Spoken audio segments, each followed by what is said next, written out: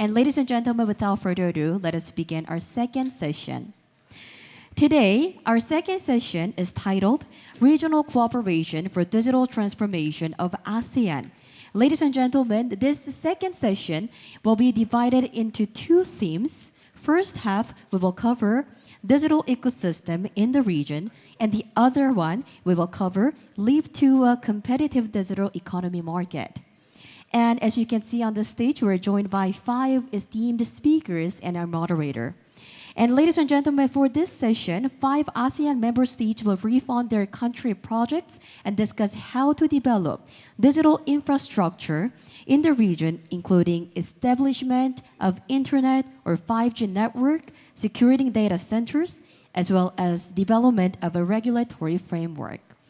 We do have our moderator at this session. Before we have our presenters, we'd like to introduce our moderator. So Dr. Kim Nam-seok, Associate Research Fellow of Korea Institute for International Economic Policy, will be leading the session. So ladies and gentlemen, please welcome our moderator with a big round of applause.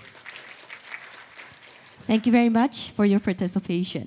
And now, please allow me to introduce our 5 esteemed speakers. Today, we're joined by Ms. Yusrina Yussof, Senior Manager of Authority for Info Communications Technology Industry of Brunei Darussalam. Please welcome her. Thank you. Next, Mr. Sri Sunardi, Team Leader of Center of International Affairs at General Secretariat of the Ministry of Communications and Informatics in Indonesia. Thank you for your participation. Thank you. And next, we're joined by Mr. KHUON Virak, Deputy Director General, Directorate General for International Trade of the Ministry of Commerce in Cambodia. Thank you. And next, please welcome Ms. Zuaida Abdullah, Executive Director of Services Development, Malaysian Investment Development Authority in Malaysia. Thank you. Last but not least, please join me in welcoming Ms. Wawa Lewin, Director of Posts and Telecommunications Department of the Ministry of Transport and Communications in Myanmar. Thank you very much. That was a brief introduction of our moderator and esteemed panelists. And now we will listen our first presentation. First presentation is prepared by Ms. Yusrina Yussof, Senior Manager of Authority for Info Communications Technology Industry of Brunei Darussalam, and her presentation is titled Brunei Darussalam's Journey Towards 5G. So if you're ready, please move to the podium. And now, ladies and gentlemen, please join me in welcoming her with a big round of applause.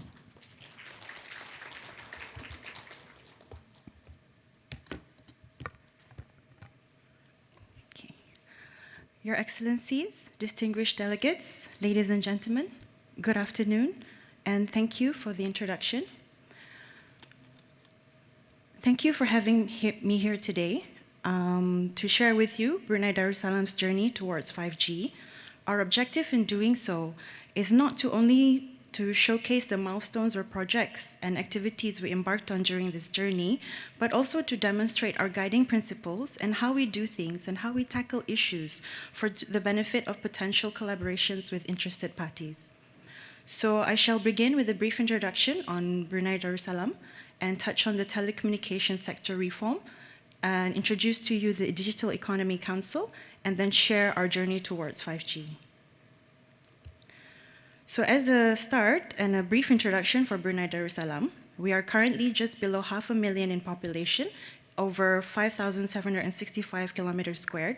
So what I'm saying is, we are small.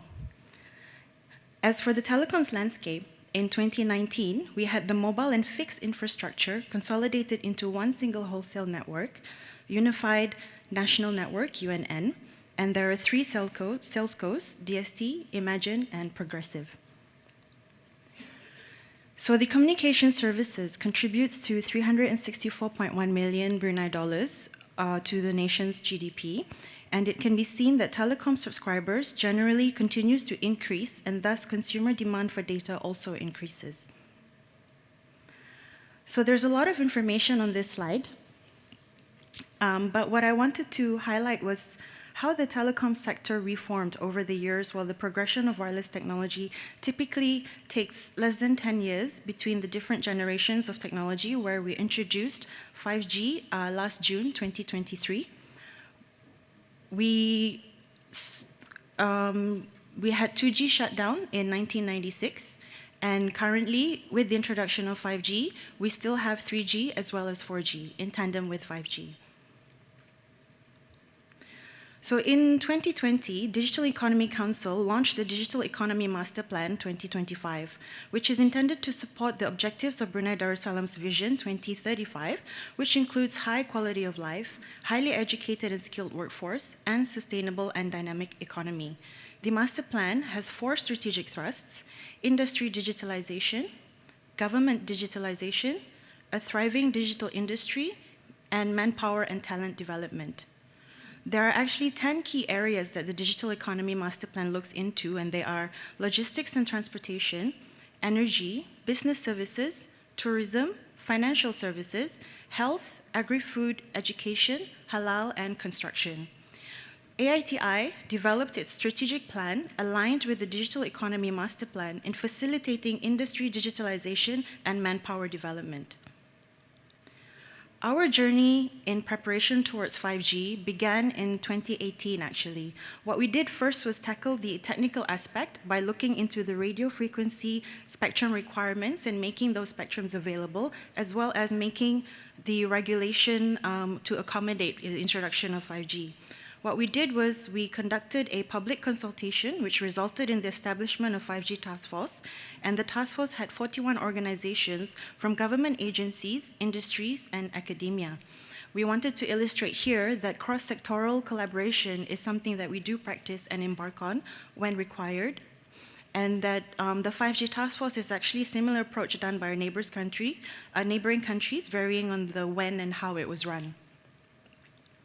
So the outcome of the 5G Task Force made 5 recommendations to unlock the benefits of mobile connectivity, as well as new opportunities to drive economic growth and innovation. The first one is telecommunications as a utility, readily available spectrum resource, timely technology and infrastructure deployment, spur commercial 5G use cases, as well as enhance awareness and capacity building.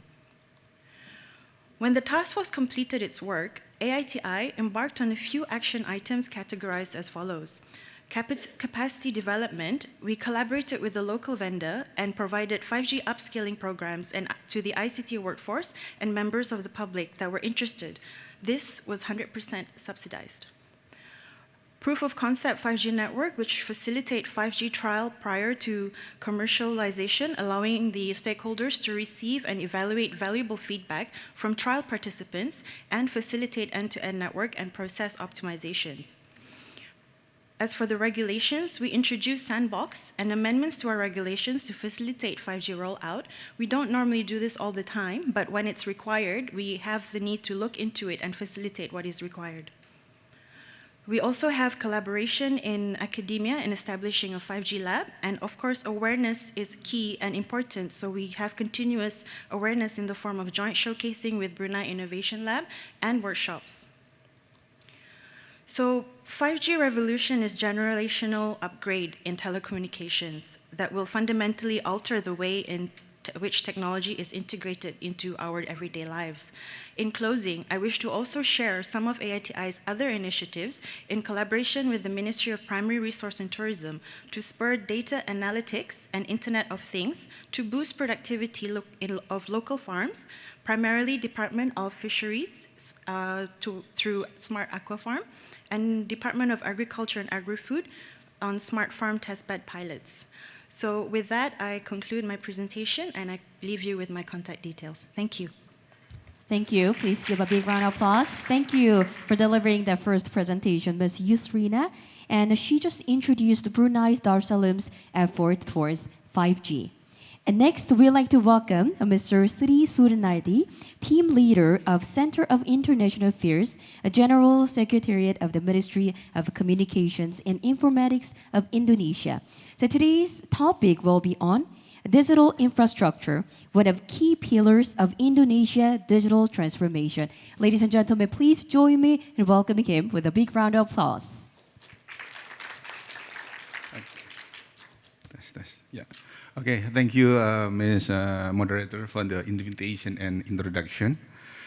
In this pivotal forum, in this ASEAN Connectivity Forum, we will share our strategic action to address our challenges in the development of digital infrastructure. To begin with, that in the digital divide is a main issue for us, particularly in the developing countries like Indonesia. Based on ITU data, that is, there are 2.6 billion people remain unconnected, as already quoted by our colleagues from MIST before. Therefore, the digital infrastructure development need to be accelerated and should be conducted in a sustainable manner in order to achieve a universal and meaningful connectivity. Yes. In ASEAN countries, we may take a look from this figure. The level of digital infrastructure development is very different. From this ICT Development Index that just launched by ITU last year, the IDI score of Indonesia around 80.1, and this score is in the middle of ASEAN countries. Come to Indonesia statistic. Indonesia is an archipelago country which consists of more than 17,000 islands.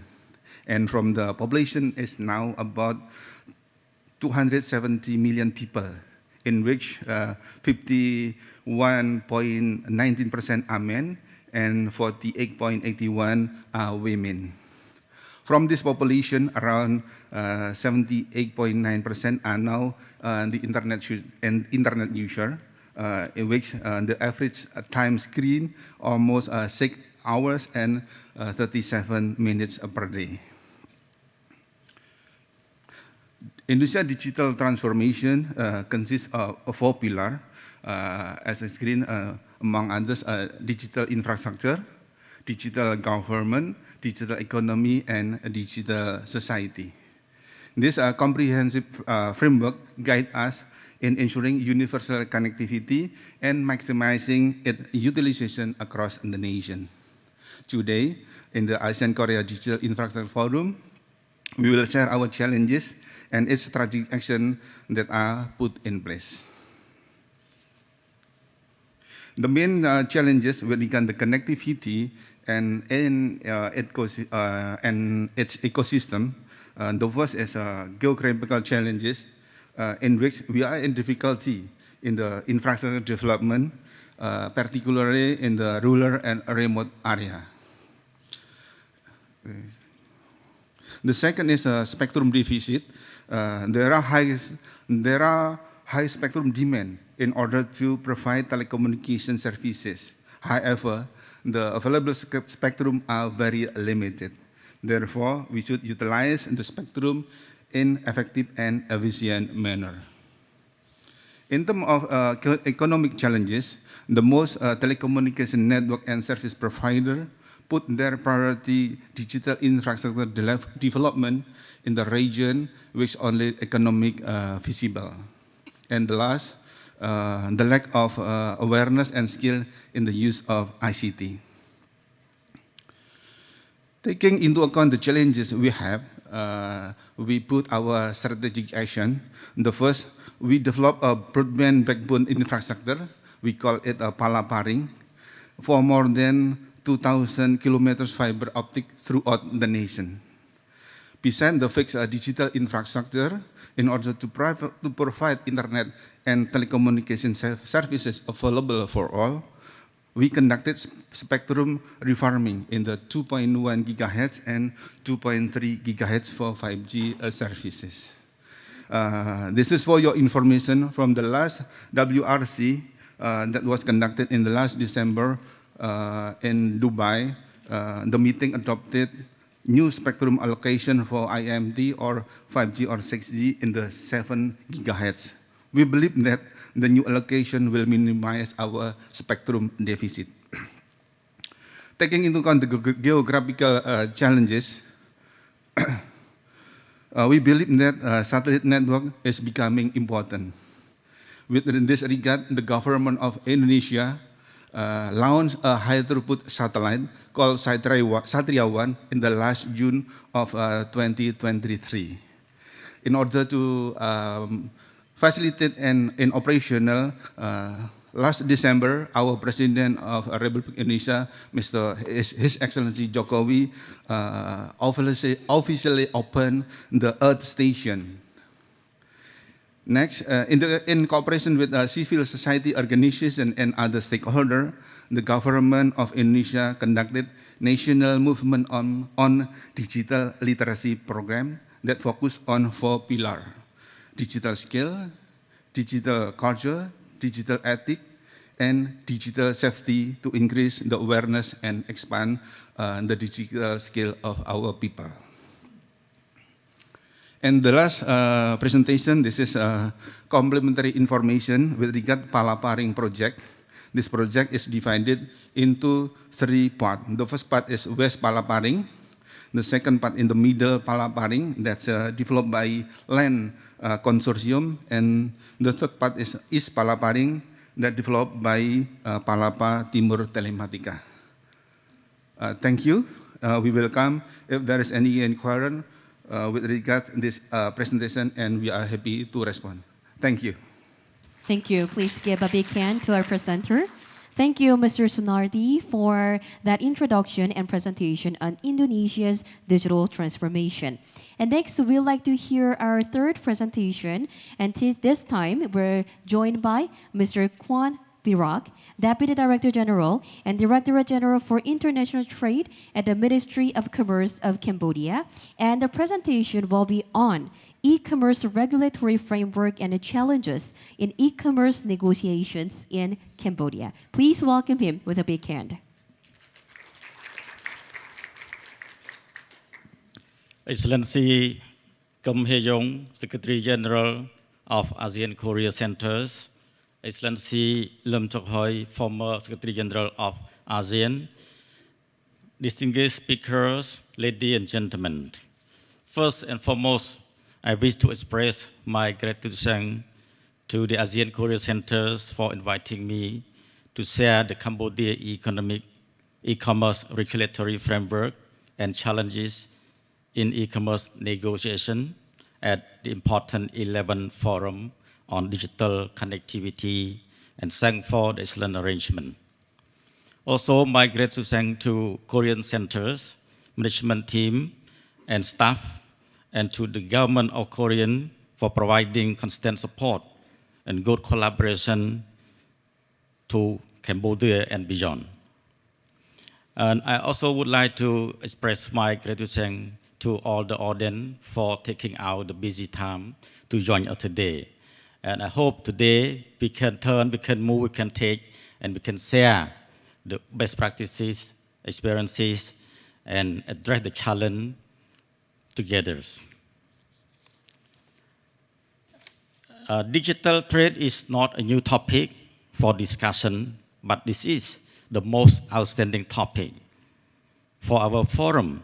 It is not only about the trade of goods and services on internet, but it is more about the trade data flow, technology, and productivities. I can say that for doing e-commerce business,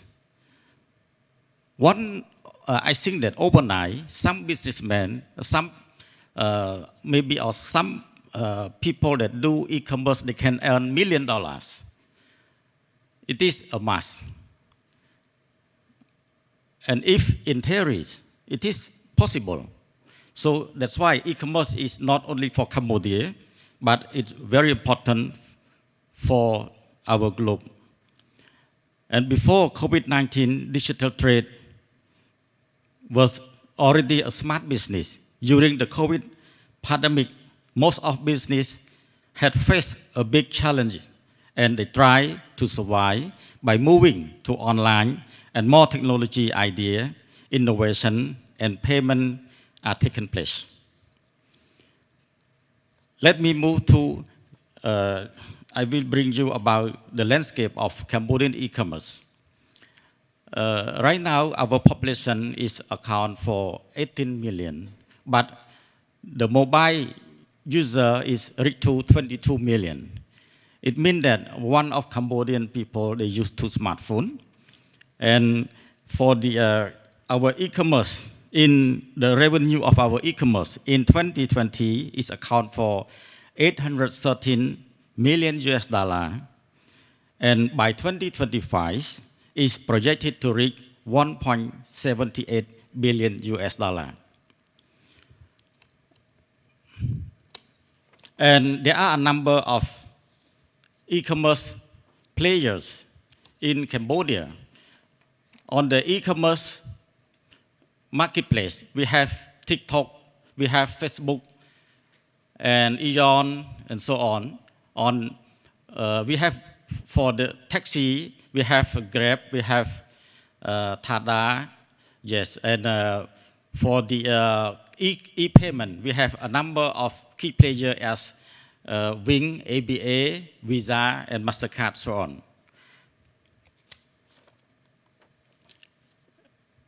On our regulatory framework, actually, Cambodia is newly adopt our e-commerce law.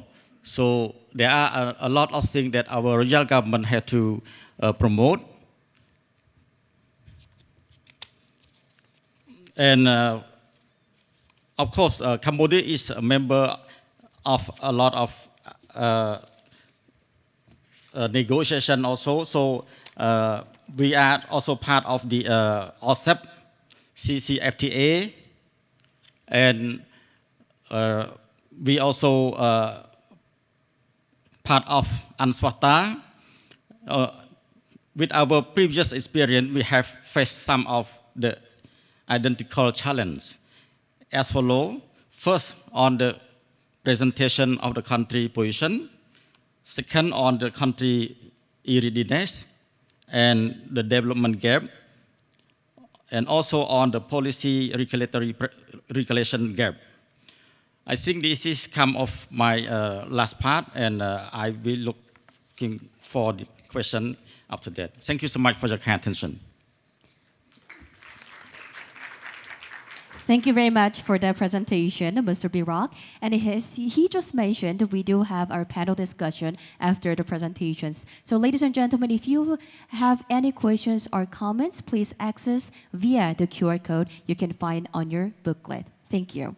And next, it's time to invite Ms. Zuaida Abdullah, Executive Director of Services Development, Malaysian Investment Development Authority of Malaysia.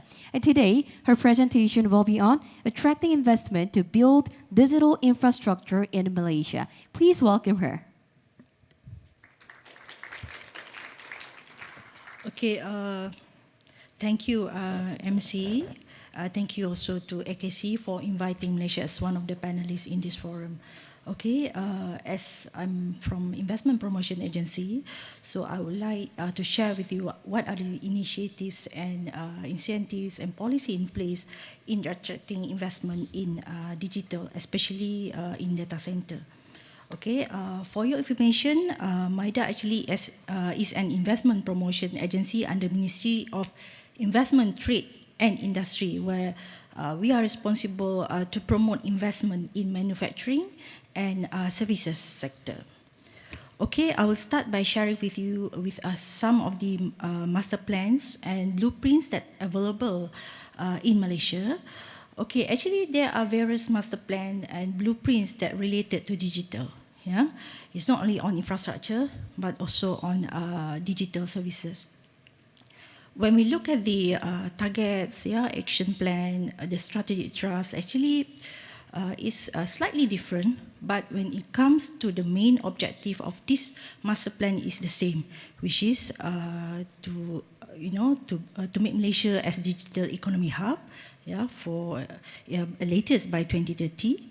And we want to be what we call as a digital economy by reaching, the GDP's share of 22.6%.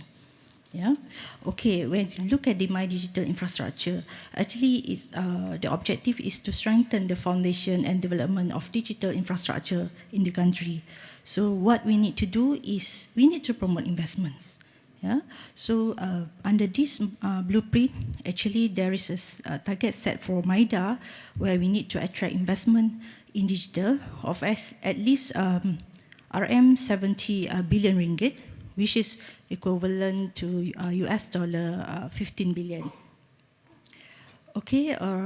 When you look at the National 4IR, National 4IR actually is to complement My Digital services, where under this policy, it emphasizes on the core technologies that need to be used by the companies, the people, the public sector, and focus on AI, IoT, blockchain, etc.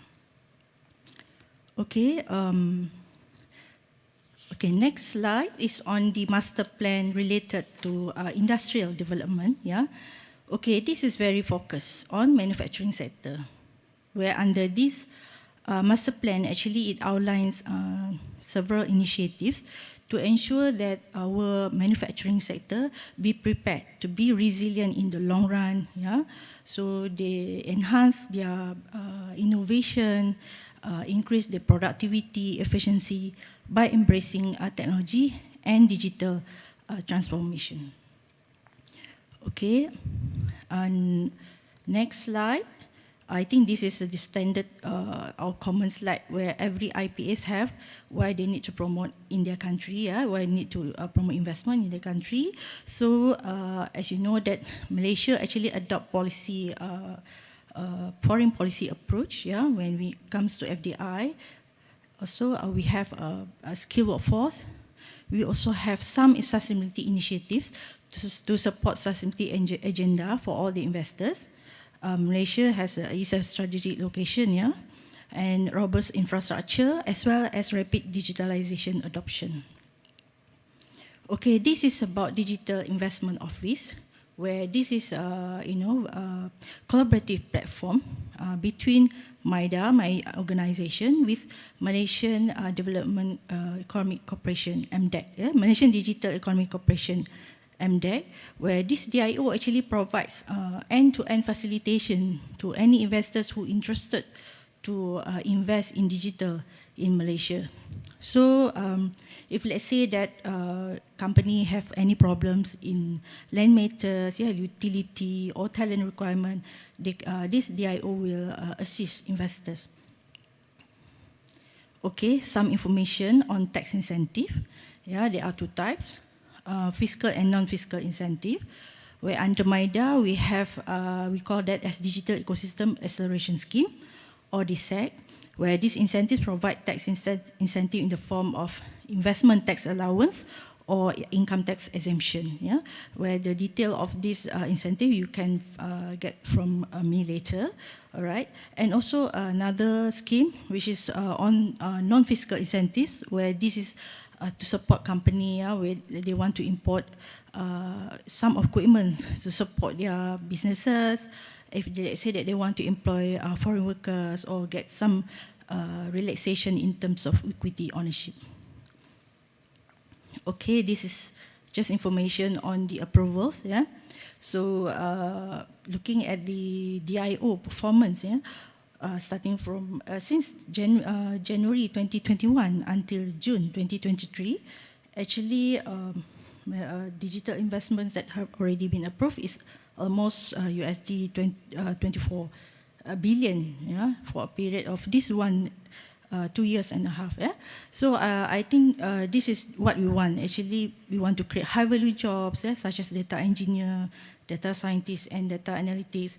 And we want to accelerate digital transformation of local companies, especially SMEs, as well as training skill, where this is the one that we want. All these companies that we have approved, like AWS, GDS, BDC, YTL, our local company, also they have some collaboration in terms of talent development. Okay, I think that's all my presentation. Thank you very much for your attention. Thank you for preparing this meaningful presentation, Ms. Zuaida. And now we will listen to our final presentation at the first half of our second session. So Ms. Wawai Luin, Director of Post and Telecommunications Department at the Ministry of Transport and Communications of Myanmar, will be delivering her presentation on digital economy in Myanmar. Please welcome her with a big round of applause. Excellency, ASEAN-Korea Center, ASEAN Secretariat, my dear colleagues from ASEAN country, ladies and gentlemen, good afternoon. Now I would like to present about the implementation of digital economy in Myanmar.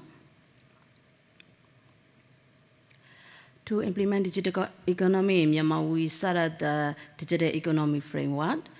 To implement digital economy framework, Digital Economy Development Committee was organized in 2017. Mission statement for digital economy is enabling digital transformation, digital government, digital trade, and innovation to develop a digital economy across all sectors for inclusive and sustainable socio-economic development. To begin the digital economy, all stakeholders such as digital transformation, digital government, digital trade, and digital society should be the equivalents. Now, I would like to point out the implementation of e-government in Myanmar because e-government is a must for the country in digital transformation. So the Myanmar e-government master plan 2013 already drawn as a cost supporting to begin all inclusive in the digital economic development for long term, which objective such as to emerge good governance, to promote engagement with the citizens and to improve public affairs management capability and to establish transparency and accountability in the governance process and to begin a digital governance that they can provide effective services to the citizen and to promote public-private partnership. And the last one is to promote the trust of the citizen to the government by implementing digital society. For the successful implementation of our e-government system, we set the e-government strategy framework. Our vision is e-government to digital government and towards to digital economy. Initially, steering committee was organized. After such committee take a leading roles to set up the electronic government system, policy standard, strategy, and cooperation and coordination with the stakeholders to embed in e-government process. Network and infrastructure, which need large investment, such as the government cloud, data center, cybersecurity, network and database, where we implement by using the sharing policy within the government departments. And then applications such as geographic information system, government personnel management system, electronic document management system, and e-procurement system will be shared within the department. Ministry-specific application and services such as the e-hub, correction and complaint management system, e-passport, where we implement unifying government platform and need to try widely used in the government's departments. To be used widely in government sector, we define the focus area. These are the e-service delivery, administrative reform, uniform platform, and open data that we make open access. And then we will implement the integrated services. After that, citizen, business, employee, and government and other agencies that can answer the government services by using the delivery channel.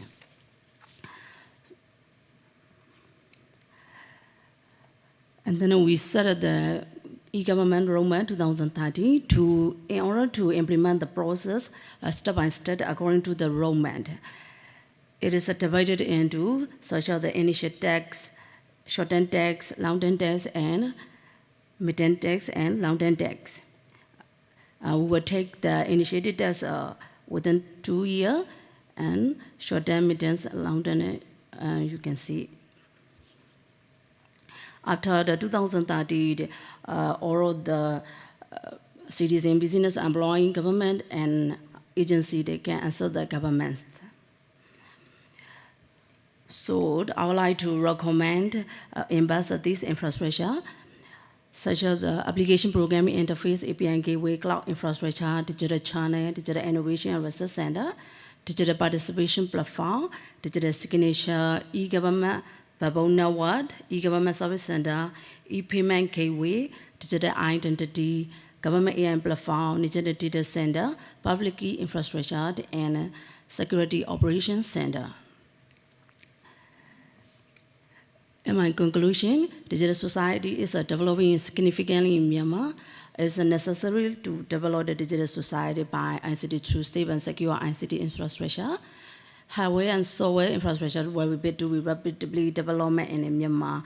Journey of digital economy, the function which is including in Myanmar, e-government must develop where we implement the necessary law, rule, and procedure where we provide accountability. The whole ICT business group and ICT sector will accomplish a significant role of the founding country digital economy. Thank you for my presentation. Thank you so much. Thank you very much, Ms. Lewin. And thank you to all of our 5 esteemed speakers for sharing the insightful presentations. And ladies and gentlemen, as we did before at session 1, now we will start the panel discussion.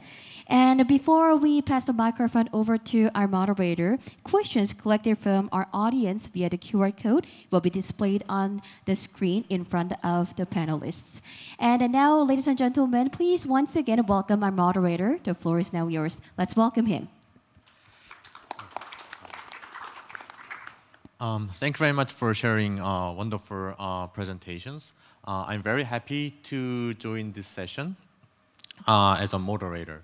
So I enjoyed our 5 presentations thanks to each presenter who elaborated in detail and clarified clearly about national agendas on digital economy or digital transformation.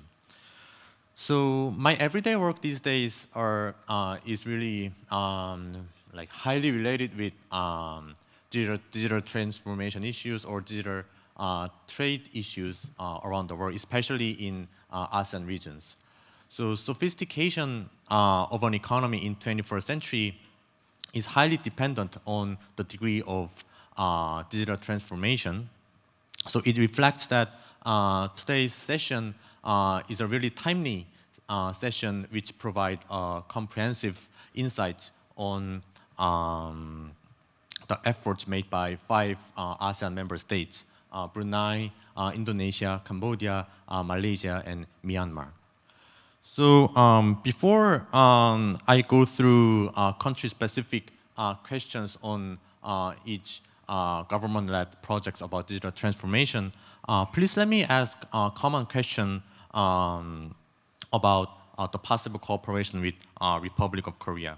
So in the process of implementing your government-led projects about digital transformation or digital economy-related blueprints, which roles could Republic of Korea take for cooperating on your country's project? Do you have any expectations from Korean counterparties? So let's start from Brunei, Ms. Yusrina Ahmad Yussof, please. Thank you. Okay, thank you, Dr. Kim, for the question. So to start off, I think it's known that Republic of Korea is one of the pioneers in development and implementation of technology. Tapping into and access to that kind of expertise and experience would be beneficial for a country like Brunei Darussalam. We don't manufacture communications equipment, so we are followers of nations that set the narrative on technology advancement and catered to or curated to our context, needs, and aspirations. So to answer your question, perhaps what has been mentioned by earlier speakers this morning as well is we could benefit from the transfer of knowledge, tips on spurring use cases, not just for 5G, but other technologies as well, sharing your success stories, best practices, and elements that were put together to ensure that success.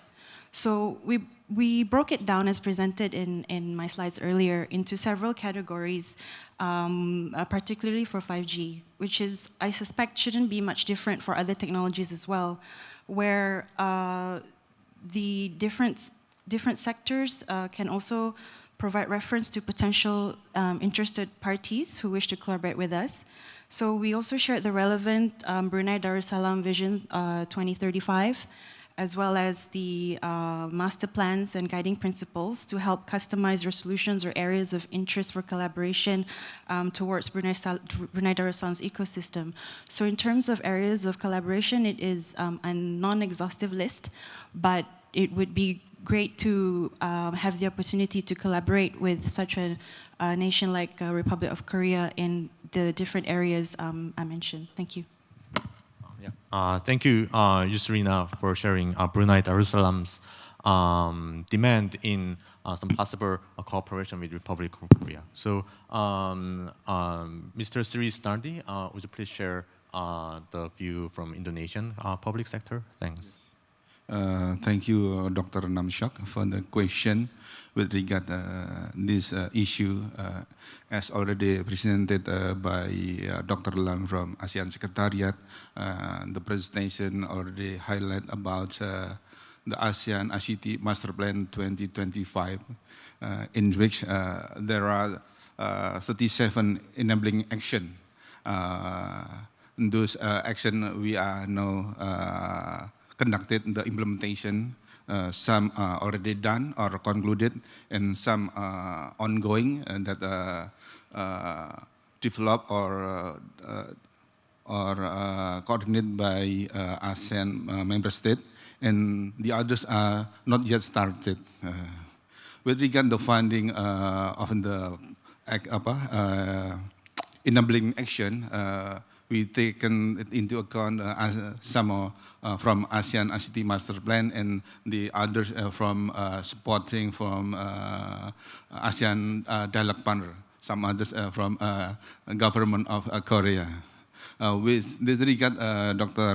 Nam-seok, we encourage the government of Korea more engaged in the implementation of ASEAN ICT Master Plan 2025. Just remaining just 2 years from the timeline. This is from ASEAN perspective, Dr. Lam. From Indonesia perspective, actually the government of Indonesia and the government of Korea have good ties in ICT cooperation. We have KOICA umbrella, we have also ICT ODA project, and the latest also we have Wood Friends Korea. In this regard, as I mentioned in the ASEAN perspective, we encourage also the government of Korea to involve deeper in the ICT cooperation between Indonesia and the government of Korea. Thank you, Dr. Nam-seok. Thank you, Mr. Sunardi, for mentioning both ASEAN, like overall ASEAN goal, and also in Indonesia specific goal. So during the chairmanship of Indonesia of ASEAN during the last year, our partner countries, including South Korea, was very impressed by Indonesia's effort in implementing the digital-related goals in over Asia, and also Indonesia-specific ODA project with KOICA, as you mentioned, or other ODA agency in South Korea. So we have both like multilateral and bilateral cooperation plans with ASEAN member states. So it'll be always fruitful for our countries to pursue country-specific optimized development plan along with multilateral development platform as Indonesia made leadership during the last year. So, and for Cambodian perspective, Mr. KHUON Virak, would you please share your opinion? Thanks. Yes, thank you very much, Moderator, for the question. Firstly, may I recall that Korea is not the very important partner for Cambodia, but even for ASEAN and for the globe. And by the way, our two countries not only have the regional agreement, but we also have the bilateral agreement with Korea, with conclude last few years. So firstly, on behalf of myself and the people of Cambodia, we would like to express our gratitude thanks for Korean government people for very good collaboration, for very long-standing collaboration and support to Cambodia people and government. I may say that, however, it is not enough. And if we look at the Korean product in Cambodia, you can see many high buildings in Cambodia built by Korean investors. We have a lot of Hyundai car, many brand, whatever brand from Korea, we happy to brought in, and everyone happy to support. And beside this, we talk about our digital, our e-commerce. I believe that there are made a lot of room that we can develop, we can invest in Cambodia. I can say that right now, with digital, with e-commerce, it is something like not physical market anymore. It is the virtual market. So at any time, at anywhere, Cambodian welcome Korean investor to invest in Cambodia in all the sectors, even mobile payment, even on, I can say that logistic, and everything that support e-commerce. And right now, to me, I see the digital startup is very crucial for Cambodia SME now. So it's one of the very important sectors that you may looking for. And beside this, you know, we have adopt our new investment law. So we provide very open, very benefit to investor. Even we waive for 3 year tax plus 6 years. So secondly, we also can not restrict of the capital flow. I mean that if you invest in Cambodia, you can take the money out freely, no restriction. And if you reinvest in Cambodia, you will have another special treatment for investor, like in related to the taxation and others. So I can say that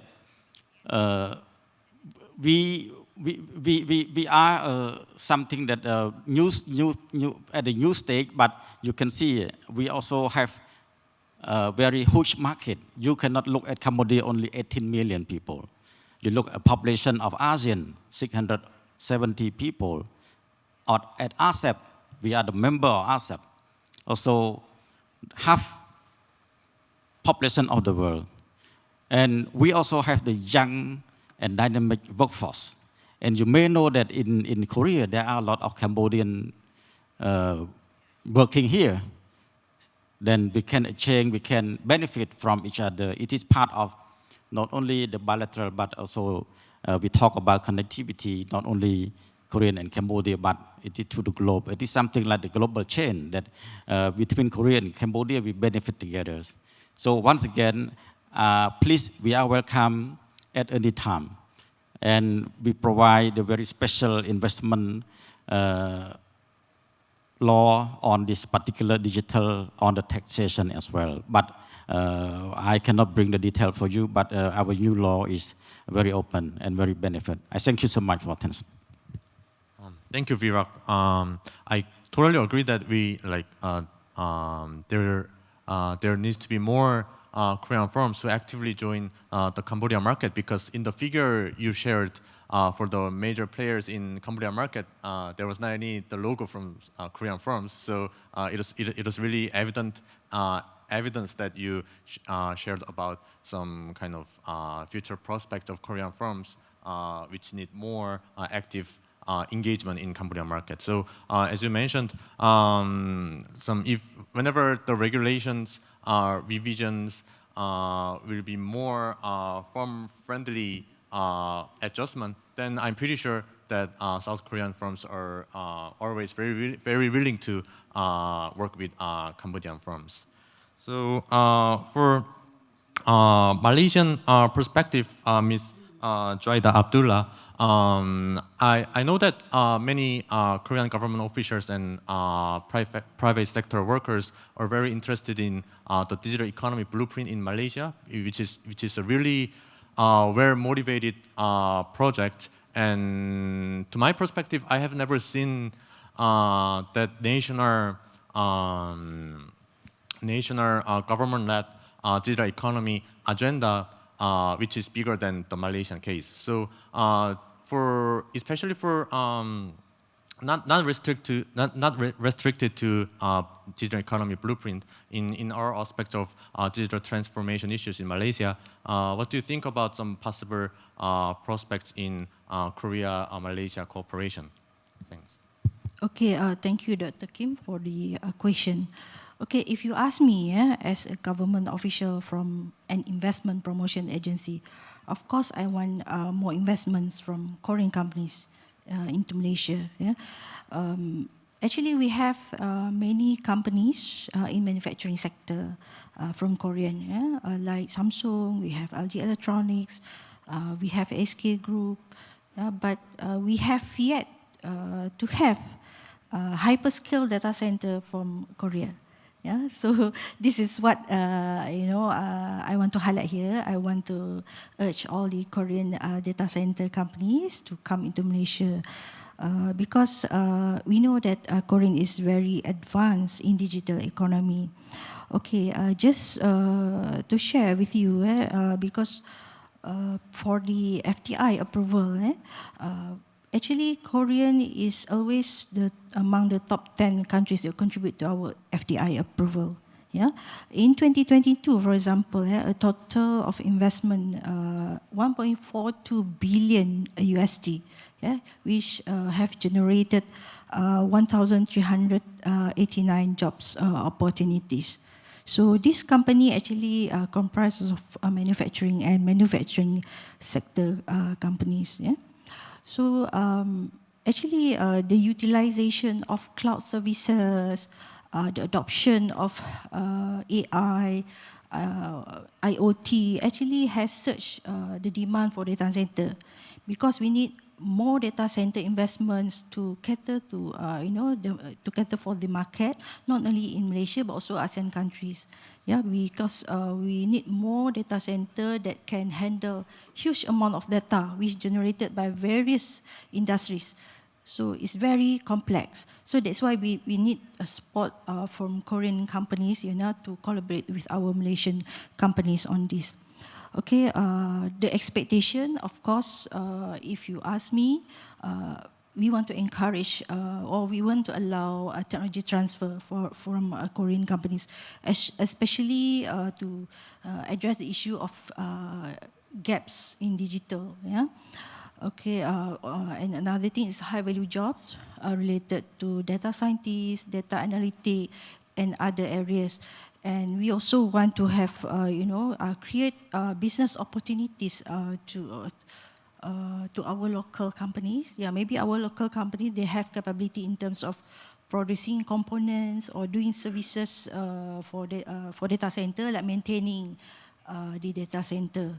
So this is the area that we want because we already have collaboration with certain manufacturing companies, and we can see that it is very successful. Thank you. Thank you, Zuaida.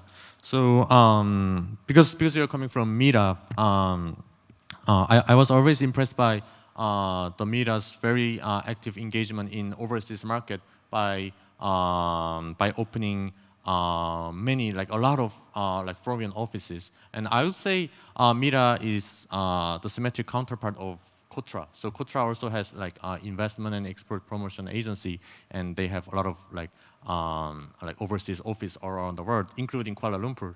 So I would say like thanks to MIDA's effort, Korean private sector workers started get some information on the digital transformation effort made by Malaysian government. So I would say that both Korean private sector workers and also Malaysian workers will be very optimistic about the bilateral cooperation between two nations, thanks to MIDA's engagement. So and for the Myanmar's perspective, Ms. Warwa Luin,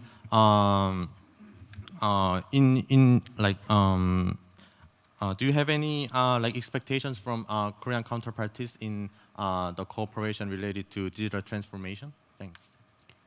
Thank you so much for your question. And in our country, business network infrastructure of digital connectivity is relatively good in urban areas. Urban area, the population of the urban area, they can access the digital service, so many digital services. However, in our country, the geographic situation of our country is we have so many mountains and a remote part of that area. In this area of population, and they cannot access digital services like urban area. And also we have to implement in this area using the universal service strategy.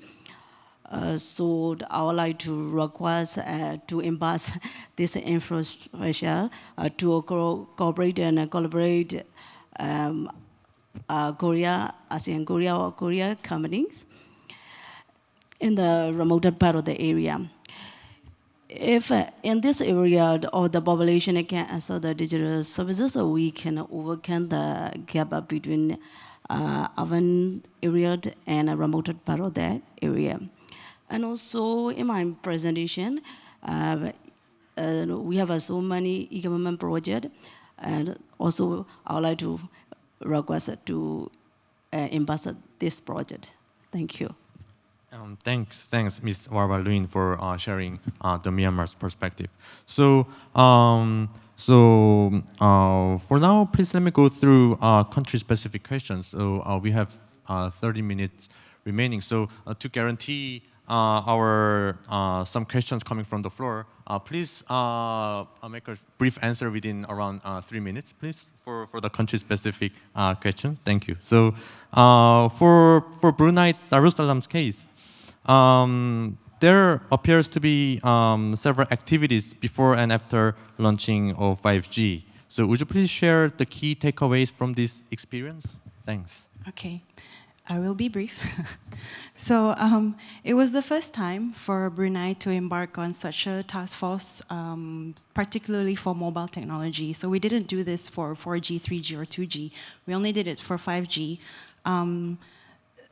This was because 5G promised to be disruptive, and it is. 5G is quite disruptive in terms of it cuts across all sectors, and from a regulator's perspective, it required us to identify regulatory barriers and attempt to turn them into enablers so that we could, where it made sense, of course, we don't change our regulations on a daily basis, but basically where there is a requirement for us to, where we recognize that impedes innovation, we will try to make it into something that would facilitate and encourage creativity and innovation. Because I think one of the speakers this morning was saying that gone are the days where regulation is a one-size-fits-all. it is now fit for purpose. So it is up to every nation to see what their purpose is. And through the 5G task force, we understood, and it reaffirmed our understanding that collaboration and compatibility is key. So in terms of compatibility, not just through systems, but perhaps a better word would be competency of the workforce. If the workforce don't understand or lack the knowledge on the understanding of what specific technologies can offer, how will you reap the benefits and opportunities from it? So it's important to create awareness, and I think it was Dr. Ko this morning that said talking is important, because if you just read master plans and read different agreements or what, it's open to misinterpretation sometimes. So it's good to talk to the experts or to the author of that and understand their requirements, understand the root of that problem, so that you're open to multiple solutions that comply with the governance and regulations from both sides, from the solutions provider and from the demand requirement. So thank you. Yeah, thanks, Yusrina. So especially about the compatibility in terms of both regulation or in terms of technology, sharing the technology standard or sharing the process for technology certification is really important for the implementation stage of digital technology standard, digital technology related cooperation. So thankfully, thanks to ASEAN's very active cooperation with South Korea, Republic of Korea.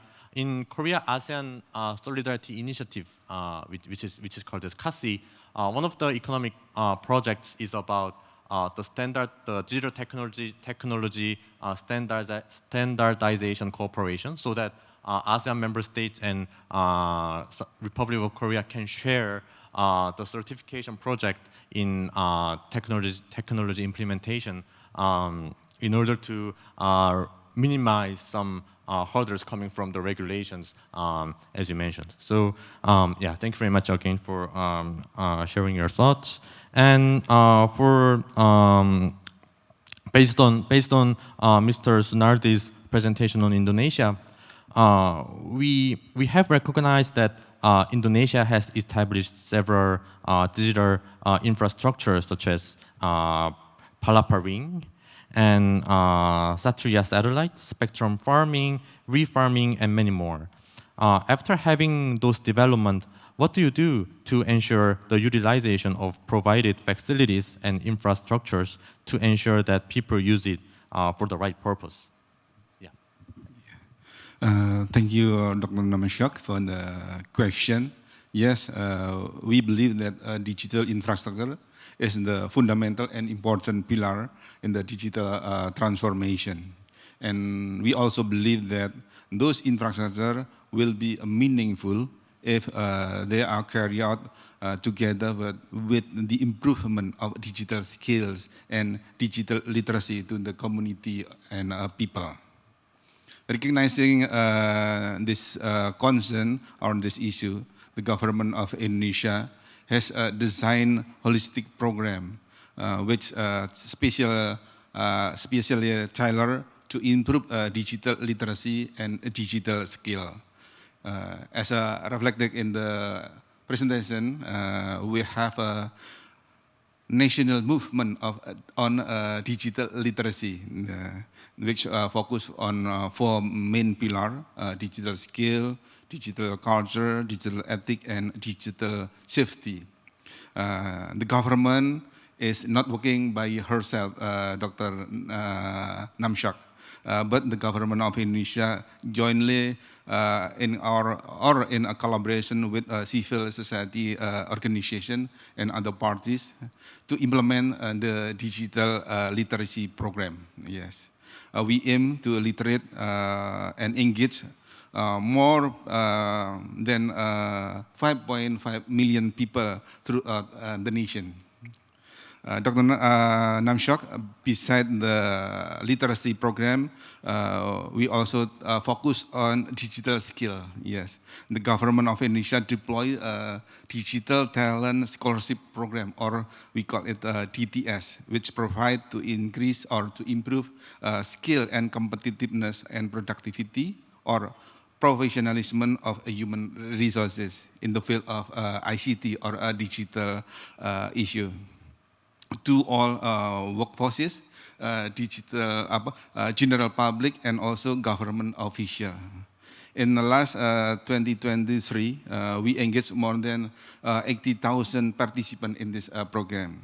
In the DTS program, we also engaged another stakeholders such as a university and also global platforms such as Google and also Microsoft to provide the training and also capacity building program. We believe by applying the combination between those programs, we ensure that utilization of connectivity will be proper for us. Thank you, Dr. Nam-seok. Thank you very much for elaborating on the capacity building projects such as digital literacy or scholarship projects related to digital utilization ability projects. I think that those projects will be very proper solutions for the related concerns that might be occur during the implementation of digital transformation projects. So for the Cambodia case, Mr. KHUON Virak, you introduced some kind of overall blueprints that Myanmar government has. So briefly speaking, what are the major challenges for Cambodia's e-commerce? So you elaborated some kind of government blueprints, but at the same time there might be some concerns in terms of Cambodia's government about the possible challenges that might occur during the project period. So do you have any opinion on the possible challenges that? Yeah, thanks. Thank you, moderator. Yes, actually, we have faced a number of challenges in developing, in promoting our digital. I can say that firstly, we can know that the technology is keep changing very fast. So the capacity building is a must, a need for Cambodia. And also a lot of challenge, we lack of expertise on these digital areas. And we also, on the digital infrastructures, we also face the challenge. And beside this, we also, I can say that we also need to raise the awareness to our SME, our business in these sectors.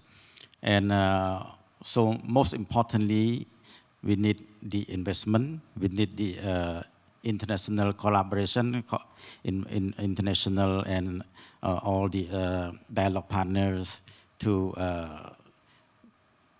collaborate with Cambodia to promote our digitals.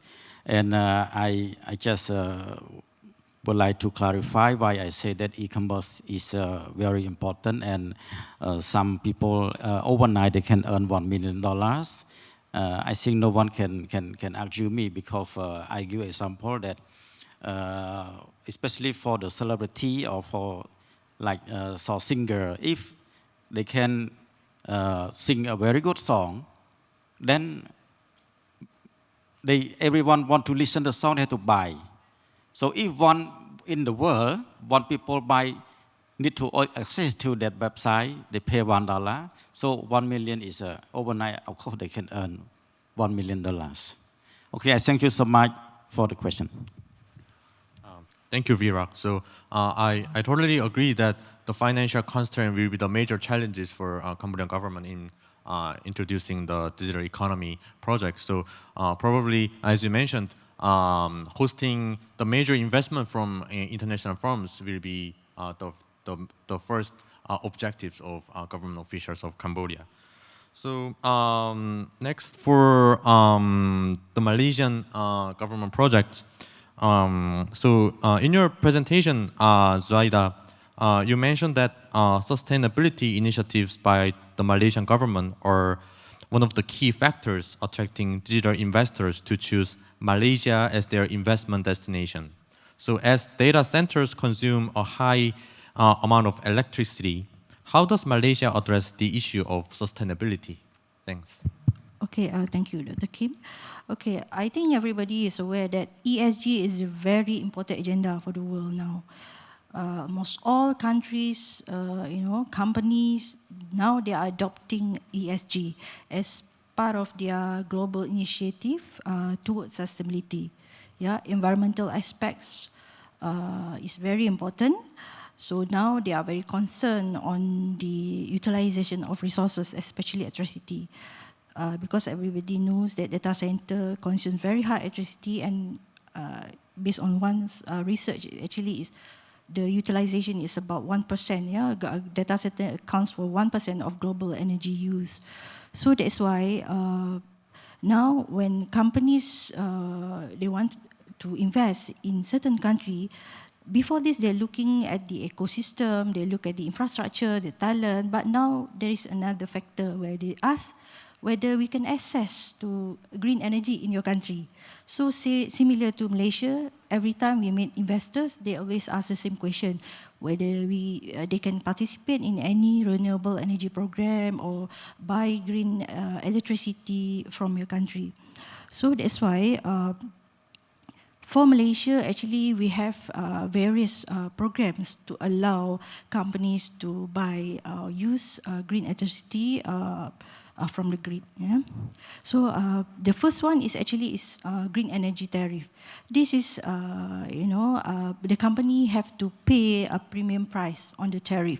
So actually last year, the government has announced on the subscription about 6,600 gigawatt hour. So actually it's fully subscribed.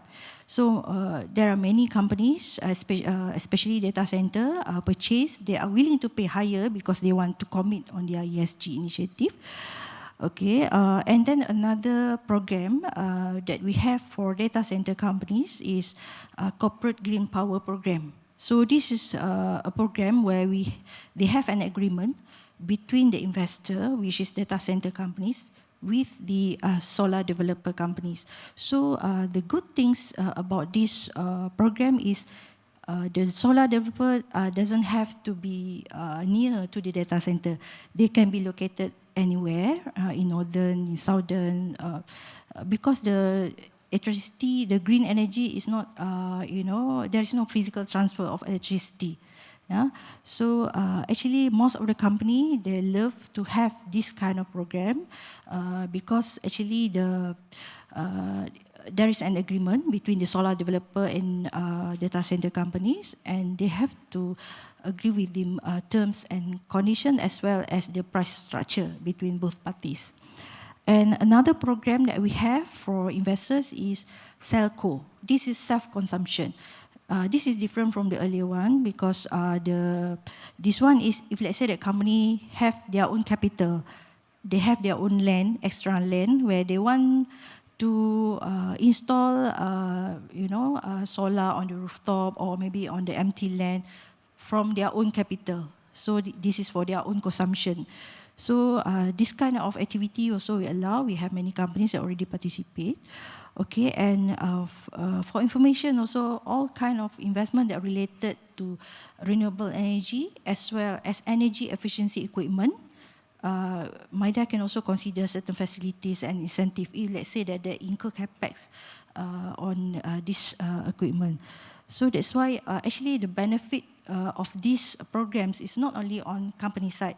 They can fulfill the ESG goals as well as reduce their carbon emission, yeah, but also on the government side, because we have our own target in terms of RE mix. We want to achieve at least 70% by 2050, and we want to be also a net zero, net zero nation, the earliest by 2050. So actually, this is part of the programs by the Malaysian government to support investors. Thank you. Thank you, Zuaida. So as you mentioned, ESG is no longer a non-binding soft trade barrier. So ESG actually became a binding constraint for our government and our the major firm or exporting firms, to be specific. So as we saw in the case of the IRA of the United States and also carbon-related restrictions made by European Union, now the ESG-related conditions became our very urgent goal, which need to be traded as soon as possible. So especially also about the data center that we have talked about, thanks to like Malaysian government's commitment towards net zero goal and also related environmental issues, I'm personally very optimistic that data center hosting will be very successful project in Malaysia. So thank you very much again. So based on the Ms. Warwa Luin's presentation on Myanmar's government-led digital transformation projects, I was impressed by the e-government development plan that Myanmar government is planning. So let's talk a little bit more about that project by talking about which areas are marked as like priorities in your like e-government development plan in Myanmar. Yeah, thanks. For e-government development, so many areas will prioritize. The first area is a secured and trusted e-government network. Myanmar has acknowledged secured and trusted network is important to accelerate both delivery and use of the e-government services. So our government's both the DDC roadmap and e-government master plan 2030 prioritize this infrastructure development. And the second area is a digital identity.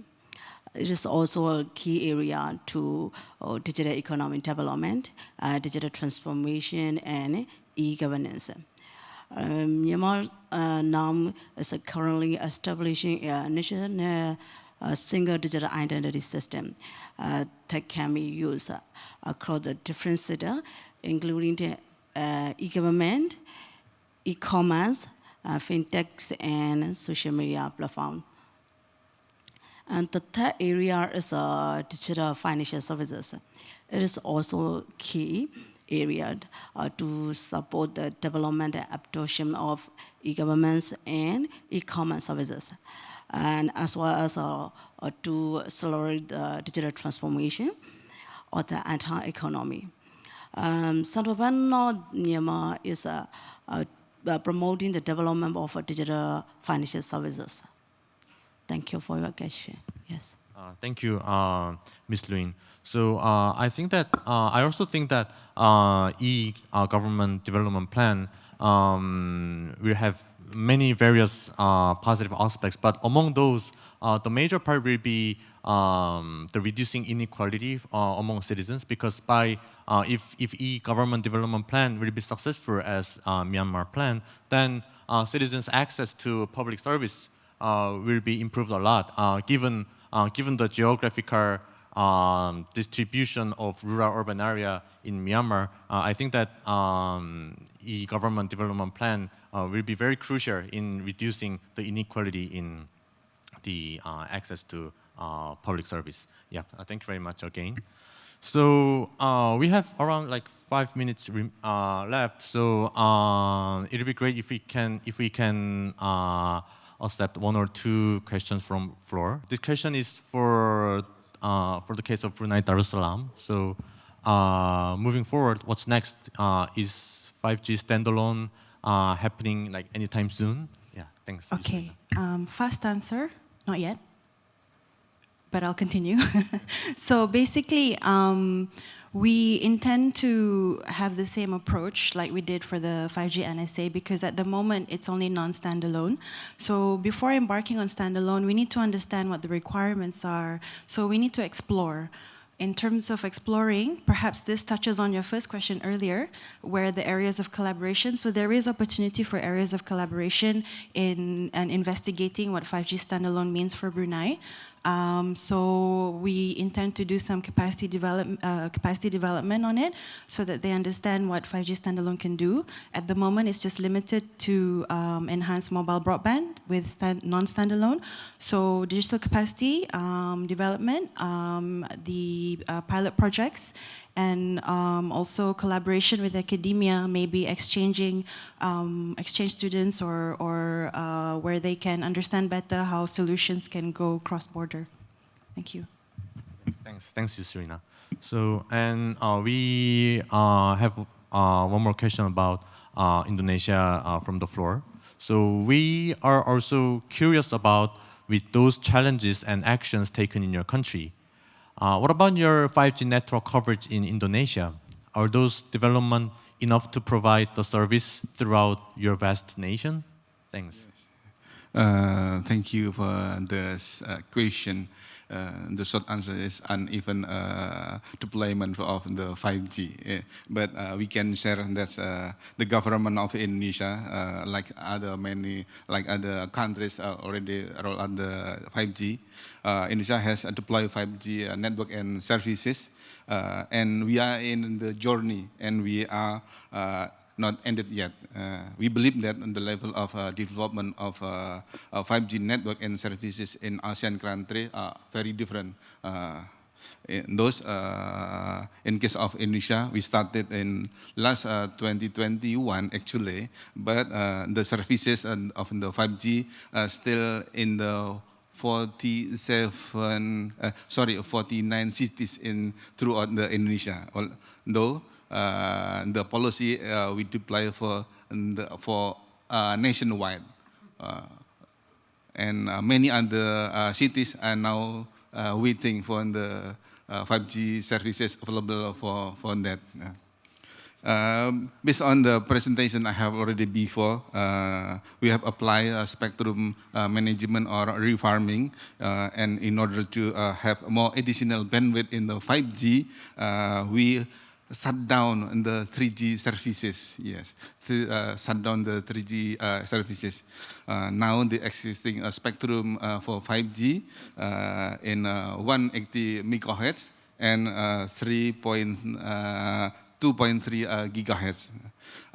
Further, we also use the frequency in the 700 megahertz, 2.6 gigahertz, 3.5 gigahertz, and then 26 gigahertz and 27 gigahertz.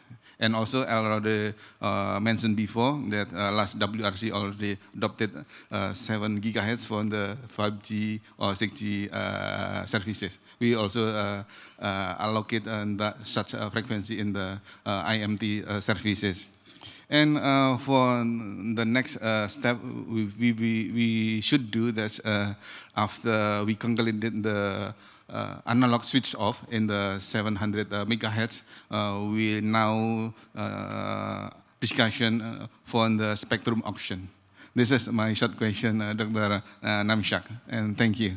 Yeah, thank you, Mr. Sunardi, for clarifying some ongoing projects about the digital-related infrastructures. And I think that this will be the last question from the floor. So about Cambodia, what Cambodia is looking forward for international cooperation in supporting the implementation of Cambodia e-commerce strategy. So Virak, do you have any thoughts on this question? Yes, thank you once again for the question. Yes, actually, as I may address to the direct need of the international cooperation to support Cambodia e-commerce. As we may know that we keen to have the assistance in terms of capacity, in terms of financial assistance, in terms of to support our regulatory framework, to raise the awareness to the public on these sectors, and importantly is to build the capacity for our SME on this e-commerce, and as well as to support our government in designing some policy that may attract investor. I thank you so much. Thank you, Virak. So thank you very much. So thank you very much for preparing all this presentation, and thanks to your presentation, I think that we had really productive discussions on the digital transformation in 5 ASEAN member states. And thank you very much for your attention. And please give a big applause for 5 speakers on the floor. Thank you.